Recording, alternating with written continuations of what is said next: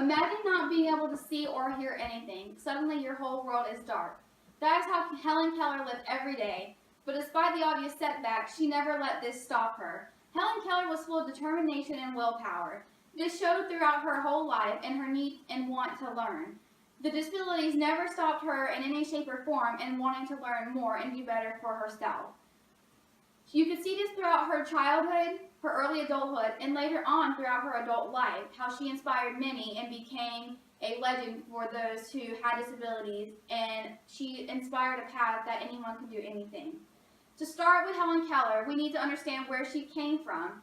Helen Keller was born in Tuscumbia, Alabama in 1880. She was born to her parents, Kate and Colonel Arthur Keller. She was born a healthy baby and didn't have any of her disabilities at the time of her birth. It wasn't until later, at her 19 months, that she became suddenly deaf and blind. There was no for sure cause of what happened. The only guess was that she had gotten scarlet fever, which caused the deaf and blindness. As she grew into a young child, Helen became wild and unruly, never letting the disability slow her down. This was the start of her willfulness. She didn't understand that she was different and would throw temper tantrums throughout the whole day. According to Perkins School for the Blind, Keller was extremely intelligent and tried to understand her surroundings through touch, smell, and taste. She wanted to know how to learn and how things worked. But she soon realized that her family communicated in ways that she could not communicate back.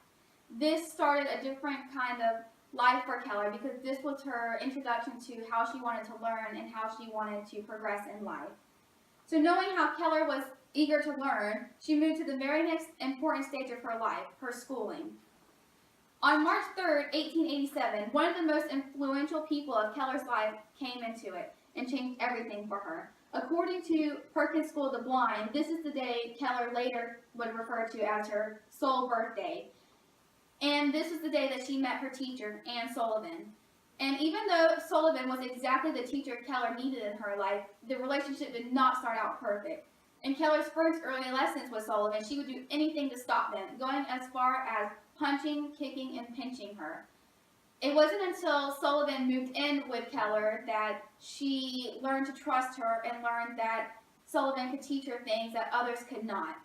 And Sullivan was the teacher that Keller needed because Sullivan did not give up.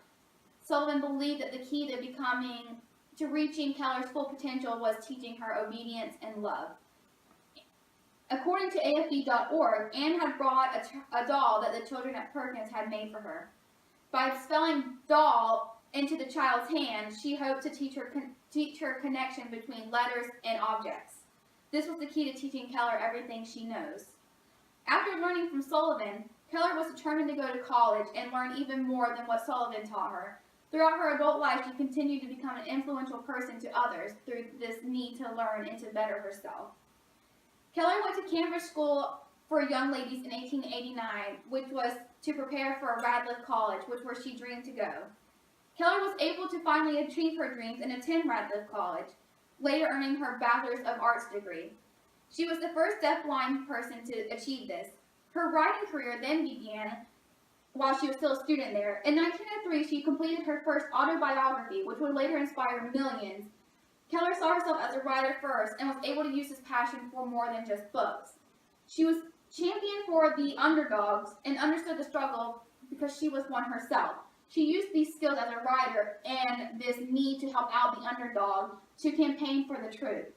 Keller used her writing protests for the U.S. involvement in World War I, the cause of workers' rights, and was also an advocate for women's suffrages. And overall, just throughout her whole life, Helen Keller was a fighter, and she became an inspiration to millions. She taught people how to continue and to persevere even if life throws unexpected curveballs. She never let her disability slow her down, and neither should anyone else. And there's a quote that I found interesting on the Perkins School for the Blind website, and this quote was from Helen Keller herself. It says, "The most important day I remember in all my life is the one of which my teacher, Anne Mansfield Sullivan, came to me. I am filled with wonder when I consider the immeasurable contrast between the two lives which it connects." Thank you.